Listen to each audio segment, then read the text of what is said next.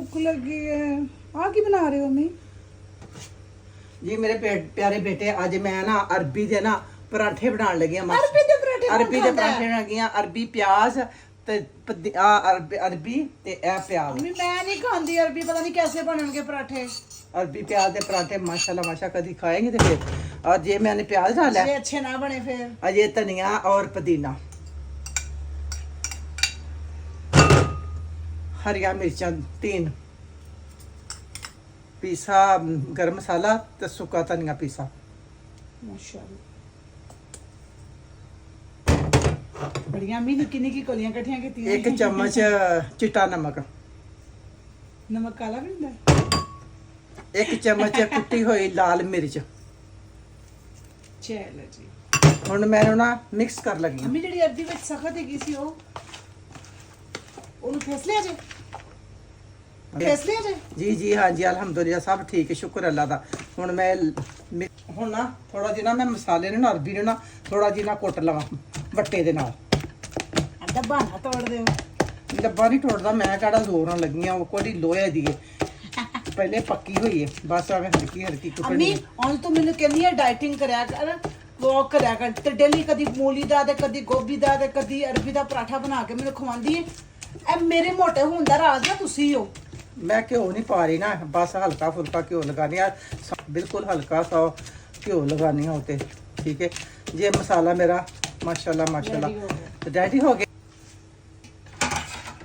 ਹੁਣ ਚੁੱਲ੍ਹਾ ਬਾਲ ਲਵਾਂ। ਇਹ ਬੜਾ ਡਰ ਹੁੰਦਾ ਲੈਟਰ ਨਾ। रहमान रहीम। आज पहली दफा मैं अरबी की रोटी खावांगी गाइस। आलू अरबी की रोटी खाधी कदी किसी ने? मेरी मां नूं जेड़ा सारा लब्बे ओदी रोटियां बना छड़दी।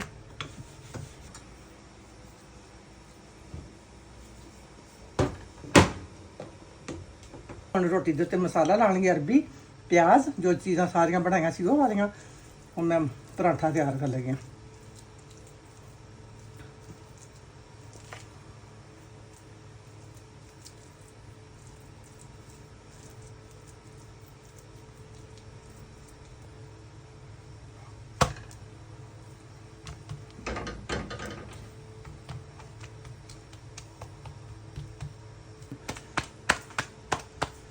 ਹੁਣ ਮੈਂ ਨਾ ਰੋਟੀ ਬਣਾ ਲਈ ਹੈ, ਵਿੱਚ ਪਾ ਲਿਆ ਸਾਰਾ ਮਸਾਲਾ। ਹੁਣ ਤਵਾ ਗਰਮ ਹੋ ਗਿਆ ਮਾਸ਼ਾਅੱਲਾ, ਤੇ ਹੁਣ ਮੈਂ ਨਾ ਤਵੇ ਤੇ ਰੋਟੀ ਪਾਉਣ ਲੱਗੀ ਪਰਾਂਠਾ।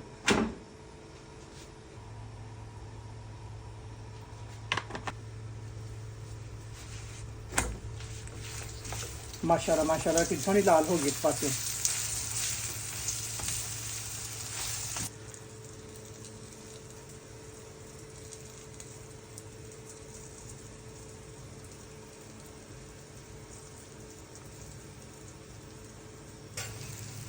माशाल्लाह माशाल्लाह परोठा तैयार हो गया। मेरी रोटी तैयार होगी। माशाल्लाह माशाल्लाह कितना प्यारा पराठा अरबी का तैयार होया। अरबी है अम्मी माशाल्लाह अपना पराठा बड़ा क्रिस्पी बनाया जे। ये माशाल्लाह माशाल्लाह पराठे तैयार हो गए ने। ते नाल दही दी चटनी है जीरे वाली, और चाय बनाई है। तो आप भी खाओ, अपने बच्चों को भी खिलाओ, और माँ के चैनल को शेयर करो और लाइक करो और फॉलो भी करो। तो आप भी अपने बच्चों को भी खिलाओ। आमीन। बिस्मिल्लाहिर्रहमानिर्रहीम। बहुत मज़े के हैं।